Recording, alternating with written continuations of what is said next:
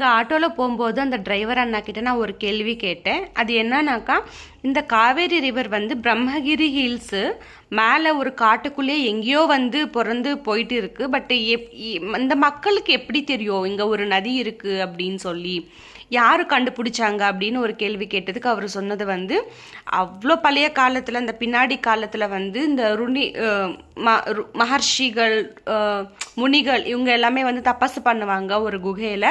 அங்கே தான் அந்த காவேரி ரிவர் அவங்க கண்டுபிடிச்சாங்க. அங்கே அவங்க பூஜை பண்ணுறது, அவங்க அங்கேயே இருந்து அதுக்கு தேவையான பூஜை எல்லாமே அவங்க பார்த்துட்டு இருந்தாங்க.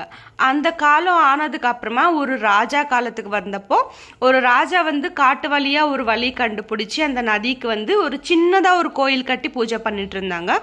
அவங்க காலத்துக்கு அப்புறமா இப்போ கவர்மெண்ட் இதெல்லாமே வந்ததுக்கு அப்புறமா அந்த குகையெல்லாம் உடைச்சி அவங்க பெருசாக ஒரு கோயில் கட்டி அது வர வர வர போக போக போக இந்த மாதிரி இப்போ இருக்கிற ஒரு பில்டிங்காக மாற்றிட்டாங்க. அவ்வளோ அழகாக இதெல்லாம் பண்ணி அந்த குகையை கல் இந்த காட்டு இதெல்லாமே எடுத்துட்டு அவங்க அவ்வளோ க்ளீனாக அழகாக எல்லாரும் வந்து போகிற மாதிரி ஃபெசிலிட்டிஸ் எல்லாமே பண்ணிட்டாங்க. இந்த மாதிரி தான் இந்த தலக்காவேரி அப்படின்னு ஒரு இடம் வந்து எல்லாருக்குமே தெரிஞ்சிச்சு, ஒரு கோயிலாக வந்து மாறிச்சு அப்படின்னு அவங்க அவ்வளோ நல்லா கிளியராக எக்ஸ்பிளைன் பண்ணாங்க. போகிற